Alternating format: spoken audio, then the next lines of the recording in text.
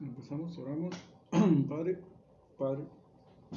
Santo, Santo, Santo, Dios, eterno, poderoso, glorioso, digno, el único verdaderamente digno de atención, de adoración, de alabanza, el único bueno, el único sabio, el único Dios verdadero. Nos trajiste otra vez, gracias te damos porque nos sostenés con tu diestra de victoria todos los días y nos traes acá, a través de todos los problemas, a través de todo lo que pasa, siempre nos traes de vuelta bajo tus alas, porque vos querés y no porque nosotros queramos, sino porque vos querés hacerlo. Y entendemos que es así, entendemos que sos vos el que pone el querer y hacer en nosotros por tu buena voluntad. Así que estamos agradecidos y te rogamos que no detengas esa obra, como dice tu palabra, que va a ser perfeccionada hasta el día de Jesucristo, tu Hijo, nuestro Salvador. Nos encomendamos a tu Espíritu hoy, que nos guíe a través de tu palabra, a través del Evangelio de Marcos, y nos permite entender lo que tu discípulo intentó hacer ver. Y lo intentó como humano, pero como profeta tuyo, como autor que vos elegiste y guiado por tu Espíritu lo logra por tu Espíritu. Así que te agradecemos y que esto sea para tu gloria y todas nuestras vidas también. Amén. Amén. Entonces vemos hoy el Evangelio de Marcos. Vimos el de Mateo la semana pasada, hicimos esa línea a través de todo el Evangelio para entender qué es lo que quiso dar a entender Mateo, que Jesús era el que cumplía todas las profecías del Antiguo Testamento acerca del Salvador, del Mesías. Y Marcos, a pesar de que relata básicamente lo mismo que Mateo y básicamente lo mismo que Lucas, tiene otro enfoque, tiene otra idea en su cabeza, otra razón por la cual escribe. Si él no trata tanto de demostrar que Jesús es el Mesías, o sí, pero lo hace de otra manera. El Evangelio de Marcos es, según los eruditos, obviamente, es el Evangelio más antiguo, y el primero de los 4 que se escribió. De hecho, piensan que Mateo y Lucas tomaron del Evangelio de Marcos como fuente para escribir los propios. No solamente es el más antiguo, sino también es el más corto, tiene 16 capítulos solamente, contra 28 que tenía, por ejemplo, Mateo, 12 capítulos menos, casi la mitad. Y esto se debe a que Marcos aparentemente estaba urgido de escribir esto, de dar a conocer lo que había pasado. ¿Sí? No se había escrito nada todavía al respecto sobre Jesús y su vida y lo que él hizo. Entonces Marcos dijo, tengo que escribir esto para que todo el mundo sepa qué fue lo que pasó. Si no se escribió inmediatamente después de que Jesús murió, fue alrededor del año 50, es decir, más o menos 20 años después de que Jesús murió. Y se dice que escribió mucho de esto escuchando a Pedro en sus predicaciones, en lo que Pedro hablaba acerca de Jesús y de sus enseñanzas.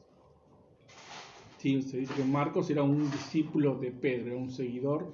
O sea, Marcos estaba todo el tiempo, mucho tiempo con Pedro. Era un discípulo suyo, se podría decir. Y escribe entonces con urgencia. Fíjese, es cortito, es resumido, y Marcos no se detiene tanto en las enseñanzas ni tanto en las profecías, sino que lo que hace es contar lo que Jesús hizo. Está diciendo, vino un hombre y alrededor de ese hombre pasaron cosas, y ese hombre hizo tales otras cosas. Entonces es un libro de acción más que de palabras, un libro de hechos, un libro que demuestra poder, un libro que habla del poder de Dios en acción. Marcos es un libro del poder de Dios en acción. Y su objetivo era ese, era que la gente leyera lo que hizo este hombre y creyera que él era el Hijo de Dios, que él venía por el poder de Dios. Y de hecho, así es como empieza su evangelio. Esta es la buena noticia, o este es el evangelio sobre Jesús, el Mesías, el Hijo de Dios. ¿Sí? Lo que voy a escribir a continuación es sobre el Hijo de Dios. Por eso muestra mucho lo que él hizo y muestra mucho también cómo reaccionaban las personas. Y hoy nos vamos a detener más que nada en eso, en las reacciones de las personas a las acciones de Jesús. Porque Marcos no solamente nos muestra hechos y acciones de Jesús, sino que también nos habla de cómo reaccionaron las personas a ese Mesías, a ese Salvador. Y vamos a ver diferentes reacciones y a seguir entonces lo que Marcos intentó hacer que veamos con su escrito, con su evangelio. Vamos a hacer más o menos lo mismo que hicimos con Mateo, ¿sí? Varios capítulos y yendo por encima para tener un vistazo general. Y empezamos, capítulo 1 entonces.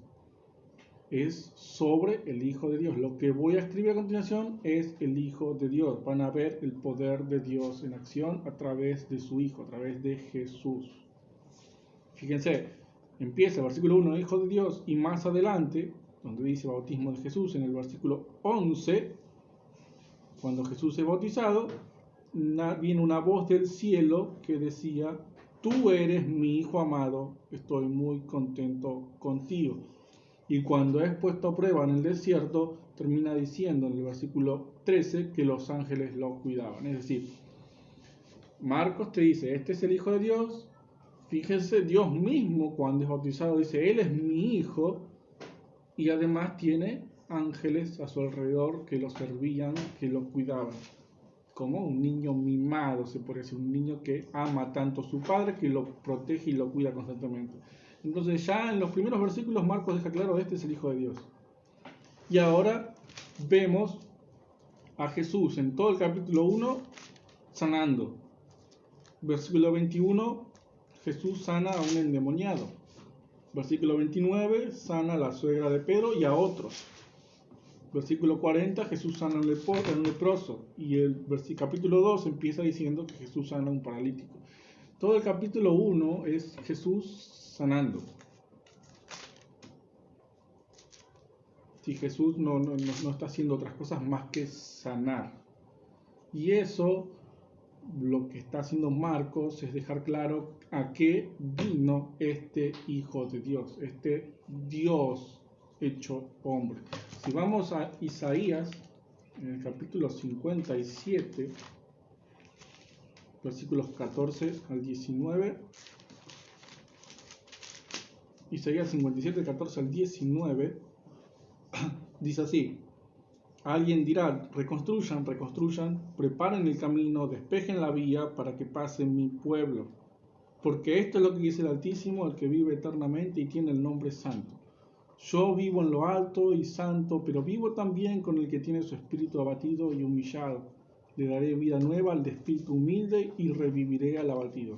Ya no acusaré ni estaré siempre enojado, porque así desfallecerían ante mí los seres humanos a quienes yo hice. Estuve enojado por su codicia perversa, así que los castigué, me oculté de ellos y me disgusté, pero ellos se mantuvieron en su rebeldía. He visto sus caminos, pero los voy a curar. Los guiaré y los reconfortaré a ellos y a los que compartieron su dolor. Pondré palabras de alabanza en sus labios. Les daré paz a los que están lejos y a los que están cerca y los sanaré, dice el Señor. 2 veces dice el Señor, yo los voy a sanar, los voy a curar.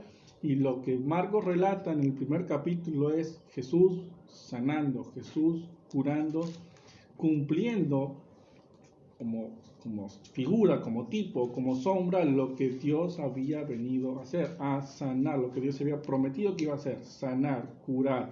A pesar de las rebeliones del ser humano, Dios dijo que los iba a sanar y así fue, y así nos lo muestra Lucas. Capítulo 1, entonces, Jesús sana, porque a eso vino, a sanar almas. Y de los capítulos 2 al 4 tenemos entonces las primeras reacciones a Jesús, al Mesías. Y vemos diversas reacciones. Tenemos cuando Jesús sana al paralítico, termina este pasaje en el versículo 12 diciendo que todos estaban asombrados y alababan a Dios, diciendo nunca hemos visto algo así. Y algunas personas veían esto que era nuevo, ¿sí? Jamás lo habían visto, jamás habían visto semejante demostración de poder y autoridad, y alababan a Dios, es decir, relacionaban a Jesús con Dios. Ellos entendían, o al menos en parte, que Jesús venía de parte de Dios. Entonces algunos alababan. Otros, como Leví, o sea Mateo, que con el pasaje a continuación, los seguían a Jesús como hipnotizados. ¿Sí? Mateo era cobrador de impuestos, le estaba trabajando, pasa a Jesús y le dice, sígueme. Entonces Leví, o sea Mateo, se levantó y lo siguió.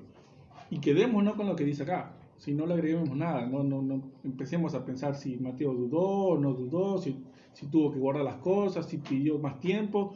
Acá dice que Jesús le dijo, seguime, y él se levantó y lo siguió dejando todo ahí. Había personas, como es el caso de Mateo, y de los primeros seguidores, que simplemente siguieron a Jesús cuando él se lo ordenó, cuando él se lo pidió. ¿Sí? No entendían nada. A lo largo de todos los evangelios nos muestran que los discípulos no entendían bien a qué venía Jesús o qué clase de rey era. Simplemente lo seguían porque estaban cautivados por él. Otras reacciones son la de los fariseos o algunas otras personas que cuestionaban a Jesús por lo que hacía o lo que decía. Tenemos una pregunta sobre el ayuno, si había los seguidores de Juan el Bautista ayunaban y los fariseos también ayunaban, y le preguntaron a Jesús, ¿por qué tus discípulos no ayunan? ¿Por qué? O sea, Jesús hacía cosas que en esa época eran raras, eran nuevas, eran novedosas. ¿Por qué haces esto? ¿Por qué? ¿Por qué? Y la pregunta también la tenemos más adelante, en el versículo 24, donde dice, Jesús es el día de descanso, es el Señor del día de reposo, y le preguntan entonces, ¿por qué hacen ellos lo que está prohibido en el día de descanso? Porque los discípulos estaban arrancando espigas para comer. ¿Por qué? ¿Por qué hacen eso? Es decir, entonces algunas reacciones eran cuestionar lo que Jesús había venido a hacer. Otros no solamente cuestionaban, sino que además despertaron odio. Se despertó el odio en ellos por Jesús a tal punto que, como dice el capítulo 3, versículo 6, que inmediatamente, cuando Jesús hizo una sanidad en el día de reposo, inmediatamente los fariseos se fueron y empezaron a hacer planes con los herodianos para matar a Jesús. Fíjense, el capítulo 3 ya lo querían matar a Jesús. Entre las primeras reacciones había aparecido ya el deseo de matarlo, porque claro, había venido a amenazar toda su estructura de tradiciones. A tal punto había llegado el hoyo que hicieron planes con sus enemigos, ¿sí? Los judíos, los fariseos eran enemigos de los herodianos, para aliarse contra su otro enemigo en común. Después tenemos el título, el subtítulo que dice mucha gente sigue a Jesús. Bueno, algunos escuchaban acerca de él, ¿sí? Su fama recorría todas las ciudades alrededor y venían a buscarlo porque todos iban a ver a Jesús porque habían oído del bien que estaba haciendo. ¿Sí? Había un hombre que estaba haciendo cosas buenas, entonces la gente se agolpaba alrededor de él, lo seguía, venían de otras ciudades porque había algo bueno para ellos, algo atractivo. Entonces, mucha gente lo empezaba a seguir, lo empezaba a buscar. Y ahí mismo, un par de versículos más adelante, en el 11, dice que cuando los espíritus malignos que algunos tenían veían a Jesús, se arrodillaban ante él y gritaban con fuerza, tú eres el Hijo de Dios. Fíjense, hasta los demonios reconocían que él era el Hijo de Dios. Y la reacción de ellos era arrodillarse. ¿Sí? Los demonios, aquellos que poseían a las personas, aquellos entes poderosos, mucho más poderosos que nosotros, se arrodillaban ante Jesús. Más adelante tenemos otra reacción en el versículo 21, que dice: cuando los familiares de Jesús supieron lo que estaba pasando, sí que había mucha gente alrededor de él, fueron rápidos a llevárselo, pues había mucha gente diciendo que estaba loco. Fíjense la diversidad de reacciones, ¿sí? Rechazo, algunos que lo seguían, otros que buscaban algo bueno, otros que lo querían matar, otros pensaban que estaba loco. Inmediatamente dice que los maestros de la ley veían a Jesús y decían de él: Belcebú está con él. ¿Sí? Algunos pensaban que la autoridad y el poder que tenía Jesús venía del diablo y no de Dios. Y al final del capítulo 4 tenemos incluso a sus propios apóstoles, sus propios discípulos, preguntándose: ¿quién es este que hasta el viento y las olas obedecen sus órdenes? Sí, hasta los propios seguidores estaban confundidos con lo que él hacía y con lo que él decía. Y la pregunta es: ¿quién es este? Esta es una de las preguntas más relevantes, o las reacciones más relevantes, porque, bueno, Marcos está tratando de responder: ¿quién es este? ¿Quién es este que hasta el viento y las olas obedecen sus órdenes? Entonces, tenemos del capítulo 2 al 4 estas reacciones, muy diversas reacciones, todas distintas, según cómo cada uno esperaba que fuera el Mesías. Y vamos a ver a lo largo del resto del Evangelio de Marcos, a resaltar algunas reacciones, como en el capítulo 5. ¿Sí? Ya vimos que los demonios se arrodillaban ante él, pero vimos que era un demonio el que se arrodillaba ante él. Y acá tenemos el endemoniado gadareno, que era un hombre que estaba poseído por no uno, no dos, no tres, sino una legión de demonios. Y una legión era un grupo de soldados romanos compuesto por alrededor de 6.000 hombres. O sea que este hombre tenía en su interior, él estaba poseído por aproximadamente 6.000 demonios. Y se notaba, se dejaba ver, incluso era un hombre que nadie lo podía controlar, era un hombre que vivía en las tumbas, era un hombre que lo intentaron atar con cadenas y las rompía, tenía fuerza sobrehumana otorgada por estos miles de demonios y nadie lo podía controlar, todo el mundo le tenía miedo, se mantenía alejado de él. Pero ¿qué pasó cuando el hombre vio a Jesús de lejos? Dice que fue corriendo a él, se postró ante él y gritando muy fuerte le dijo: ¿qué quieres de mí, Jesús, Hijo del Dios Altísimo? En el nombre de Dios te suplico que no me atormentes.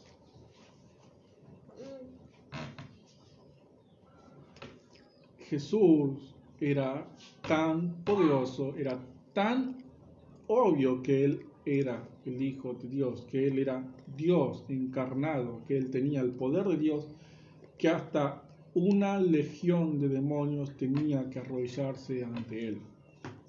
Y tenía que suplicar, y más adelante en el versículo 10 dice: le rogaba repetidas veces a Jesús que no lo mandara fuera de esa región. Imagínense la cantidad de demonios, la cantidad de personas, 6.000 personas juntas, 6.000 personas armadas, 6.000 soldados.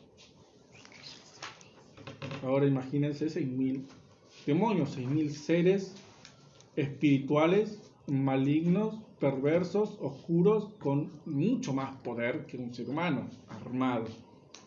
Bueno, toda esa cantidad de demonios arrodillándose ante una sola persona, suplicando y rogando.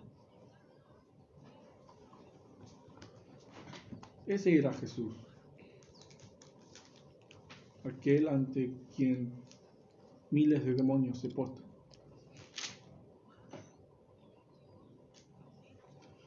De los capítulos 6 al 9 tenemos muestras de poder y autoridad. ¿Sí? Acá Marcos otra vez nos relata cosas que hizo Jesús, que demuestran que él tenía poder y autoridad por sobre todas las cosas y sobre todas las personas. Él reunió a los 12 discípulos, los preparó para que fueran de 2 en 2, les dio poder para dominar a los espíritus malignos y les ordenó que no llevaran nada para el camino. Ahí están las dos cosas juntas. Poder y autoridad de parte de Dios. Él les da, de parte de Jesús, les da parte de ese poder a sus discípulos y además les da una orden. Poder y autoridad. Más adelante tenemos a Jesús alimentando a 5.000 personas, ¿sí? Con un par de peces y panes. Jesús caminando sobre el agua, violando todas las leyes naturales de la física, todo lo conocido hasta el momento y hasta el día de hoy. Jesús sanando a mucha gente, ¿sí? Que tan pronto bajaron de la barca, la gente salió de allí, reconoció a Jesús, entonces corrieron por toda la región y empezaron a llevar a los enfermos en camillas a donde oían que Él estaba. Todos los que lo tocaban quedaban sanados. Fíjense que en un parrafito, en pocos versículos, Marcos dice todo el mundo quedaba sanado. Demuestra más autoridad llamando hipócritas a los fariseos y a los maestros de la ley, ¿sí? Porque los fariseos eran tradicionalistas y tenían todo un ritual antes de comer. Se tenían que lavar las manos, tenían que lavar las copas, tenían que lavar los platos de una manera, de otra, y recién después de todo ese ritual podían comer. Y se enojaban con los seguidores de Jesús porque ellos no lo hacían, porque Jesús tampoco lo hacía. Entonces Jesús demuestra su autoridad diciendo: eso no importa. Hipócritas, les dice, ustedes han olvidado los mandamientos de Dios y solamente cumplen tradiciones humanas.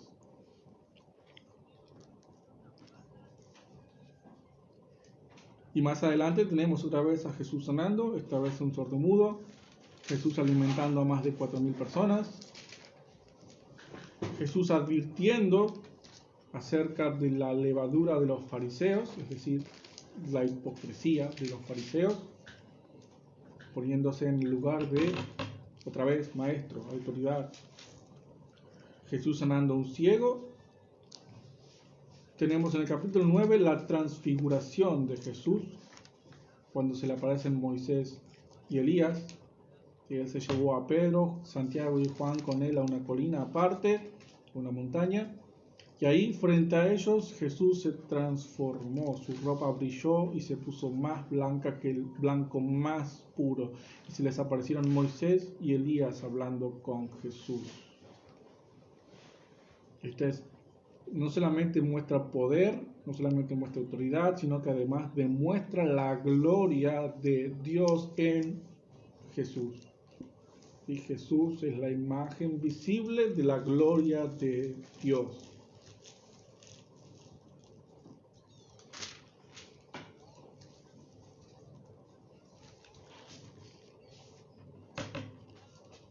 Entonces tenemos de los capítulos 6 al 9 todos estos relatos de cosas que pasaron, de cosas que Jesús hizo, que Él dijo, mostrando en pocas palabras, no muchas porque es un evangelio corto, que Jesús no estaba solo, que no era uno más del montón, que Él era el Hijo de Dios, que venía de parte de Dios a salvar al mundo.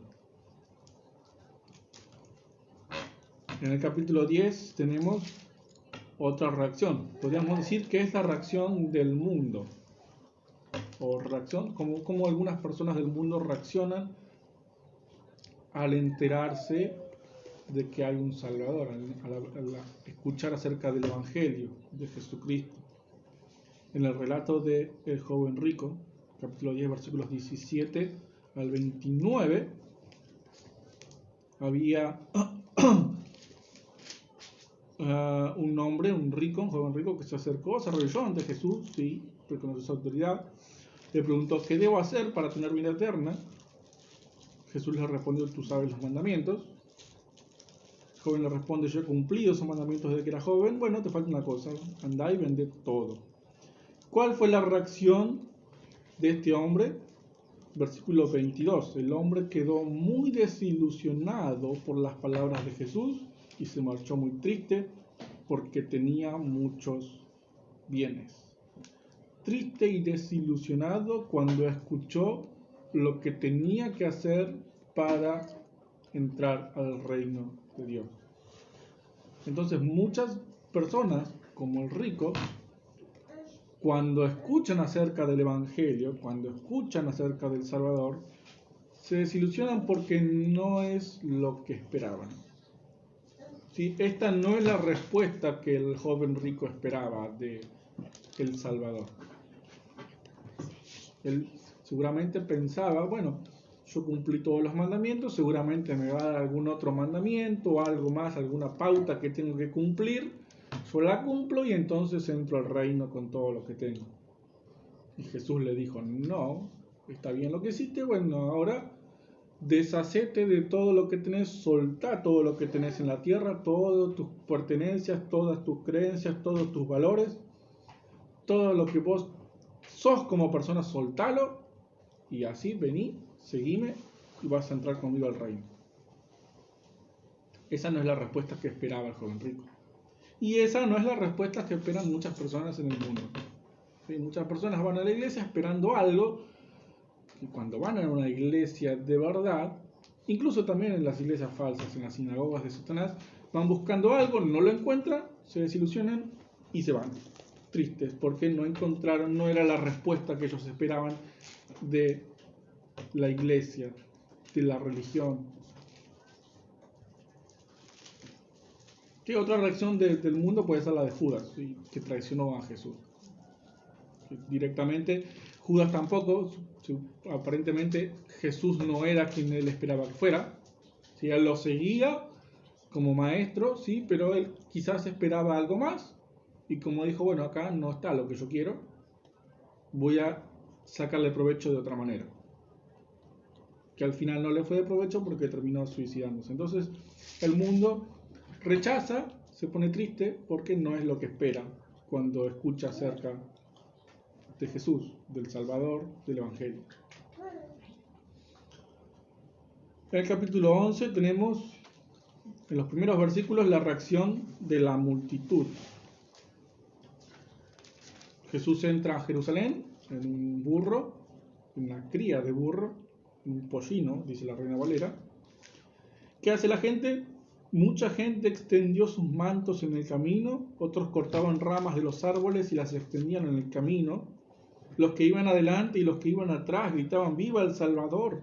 Bendito el que viene en el nombre del Señor, bendito el reino que viene, el reino de nuestro padre David.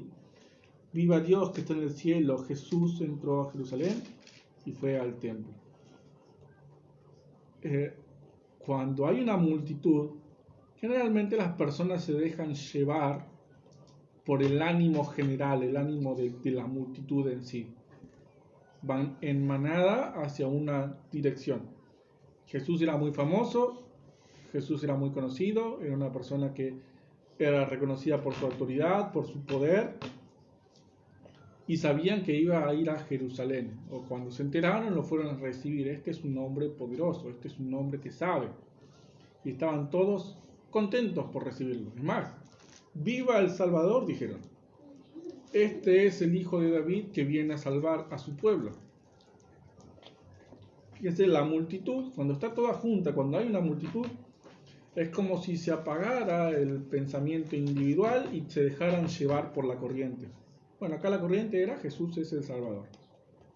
Lo decían, era cierto, pero vamos a ver más adelante que no lo creían.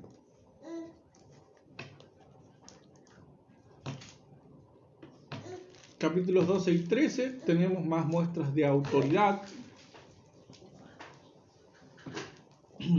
Sí, empieza a contar parábolas, a enseñar en parábolas. Habla acerca del pago de impuestos. Tenemos la famosa frase, dad al César lo que es del César y a Dios lo que es de Dios. ¿Sí? Tenemos varios intentos de los fariseos por tentar a Jesús, haciéndole preguntas para que se equivoque. ¿sí? Los impuestos, la resurrección, el mandamiento más importante. Y tenemos esta serie de preguntas que termina con una pregunta de Jesús, que dice: ¿por qué los maestros de la ley dicen que el Mesías es hijo de David? Si inspirado por el Espíritu Santo, David mismo dice: el Señor Dios le dijo a mi Señor: siéntate a mi derecha hasta que ponga a tus enemigos bajo tu poder. David mismo llama al Mesías Señor. Entonces, ¿cómo puede ser su hijo? ¿Cómo puede estar por debajo de él? Mucha gente oía a Jesús con gusto. Y tenemos muestras de autoridad, de alguien que conoce, de alguien que está por encima de todos los que están en ese momento.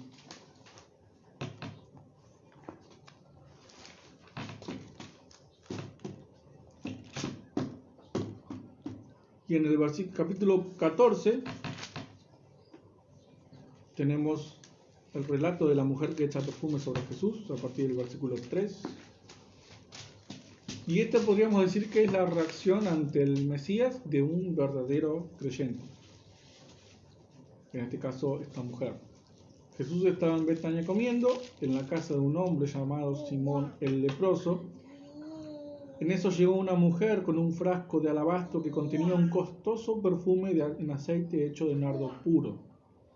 Ella rompió el frasco y derramó el aceite sobre la cabeza de Jesús. Fíjense la palabra o cómo describe Marcos este perfume. Dice que era un costoso perfume en aceite hecho de nardo puro. Era un perfume caro, un perfume de alta gama, un perfume costoso, muy caro. ¿Sí? Un perfume que costaba muchísimo dinero. ¿Cómo lo tenía la mujer? No importa. ¿No? Quizás era ella que se lo compró, quizás se lo regalaron, pero era costoso. A tal punto que uno de sus discípulos, que Juan nos lo hace saber diciendo que era Judas, se queja y dice: ¿por qué desperdiciar el perfume de aceite en aceite de esta manera? ¿Por qué vas a romper ese semejante perfume para tirárselo en la cabeza a Jesús si esto se puede vender y dárselo a los pobres el dinero? Y que Juan nos dice que esto lo hacía Judas, se quejaba porque él se robaba esa plata que era para los pobres. Y fíjense la reacción de Jesús. Le dice a sus discípulos, a Judas: déjenla en paz. Ella ha hecho algo maravilloso para mí. Hizo lo que podía. Derramó de antemano aceite sobre mi cuerpo, preparándolo para mi entierro.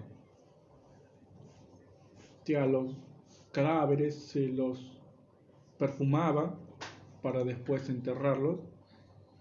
Esta mujer hizo lo que podía con Jesús. Dio todo lo que tenía, o dio lo más costoso que ella tenía, se lo entregó al Señor. Y esta es la reacción de un verdadero creyente ante el Señor. Se desprende, fíjense que es opuesto a la reacción del joven rico. Se desprende de lo más costoso que tenía, de su bien más preciado, obviamente estamos hablando de la tierra, y se lo entrega a su Señor. Aunque algunos digan: no, ¿cómo vas a hacer eso? ¿Cómo te vas a desprender? ¿Cómo vas a romperlo, a desperdiciar así? Un verdadero creyente se despoja de todo lo que tiene, y no estamos hablando de hacerse pobre y vivir en la calle sin nada, sino estamos hablando de desprenderse emocionalmente, de soltar, de decir: eso no es tan importante, todo eso es de mi Señor. A tal punto hizo bien esta mujer que en el versículo 9 dice el Señor: les digo la verdad, en cualquier parte del mundo donde se anuncie la buena noticia, se contará también lo que ella ha hecho para que la gente la recuerde. Y es tan relevante esta forma de actuar, esta reacción de la mujer ante su Señor, que Jesús dice: la van a recordar por el resto de la historia de la humanidad. Donde se anuncie el Evangelio, se va a recordar a esta mujer que me ungió antes de mi muerte. que entregó lo que podía, hizo lo que podía por mí.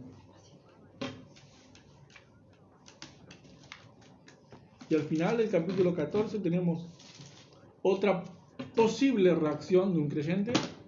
¿Sí? Este entregó todo. Y tenemos en contraste con Pedro, un verdadero creyente, pero que niega ser discípulo de Jesús. No una, no dos, sino 3 veces negó conocer a Jesús. Pero finalmente dice que se arrepiente y se pone a llorar. Tenemos descripciones en otros evangelios que dice que llora desconsoladamente, que llora amargamente, ¿sí? Llora de verdad, con angustia, porque pecó contra su Señor. Entonces, otra reacción de un verdadero creyente es este arrepentimiento por el pecado. ¿Sí? Puede fallar, se puede equivocar, un verdadero creyente, pero inmediatamente, o quizás no inmediatamente, pero se termina arrepintiendo y termina triste, compungido, mal, porque pecó contra su Señor.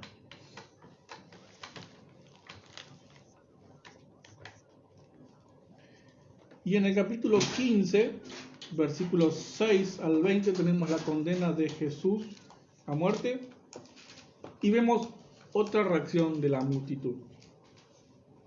Había un hombre llamado Barrabás que estaba en prisión con los rebeldes. Entonces Pilato pregunta, que estaba en la tradición de liberar a alguien en esas fiestas, pregunta, ¿a quién quieren que ponga en libertad? ¿Al rey de los judíos? Pero los jefes de los sacerdotes incitaron a la multitud para que pidieran la libertad de Barrabás y no la de Jesús. Y de nuevo Pilato preguntó a la gente, entonces ¿qué quieren que haga con el que ustedes llaman el rey de los judíos? Y la multitud respondió gritando, crucifícalo. ¿Por qué? ¿Qué ha hecho de malo? Dice Pilato. Y la gente gritaba más fuerte, crucifícalo. Y no estamos hablando de dos multitudes diferentes, ¿no? Una multitud, un grupito de personas que lo recibió y un grupito de personas que estaba ahí pidiendo que lo crucificaran, y el primer grupo estaba en su casa y no estaba al tanto de nada. Jesús era muy conocido, venía gente de todas partes, la multitud se agolpaba. Este juicio era esperado por muchos, sea porque querían que muriera, sea porque estaban ahí expectantes, porque querían un espectáculo, un show, lo que sea.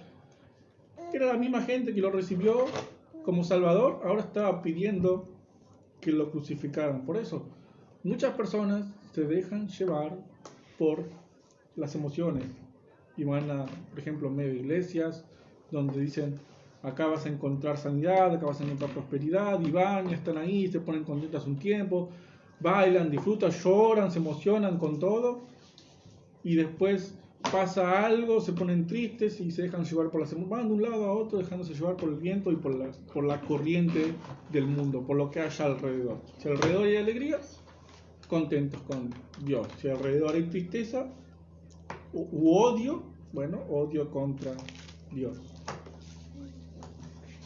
Entonces tenemos todas estas acciones y reacciones de las personas frente al Mesías.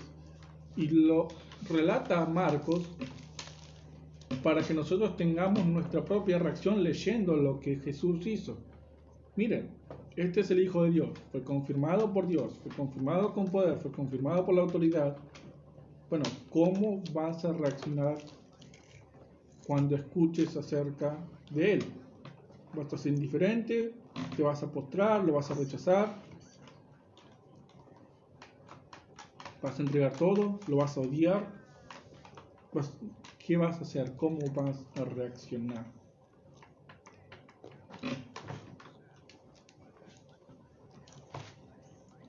Y podría leer, para terminar, 2 Corintios capítulo 2.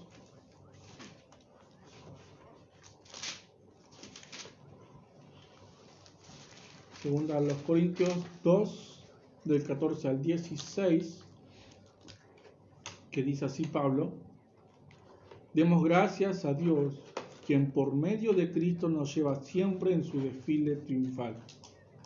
A través de nosotros se esparce por todas partes el conocimiento acerca de Él como si fuera una suave fragancia.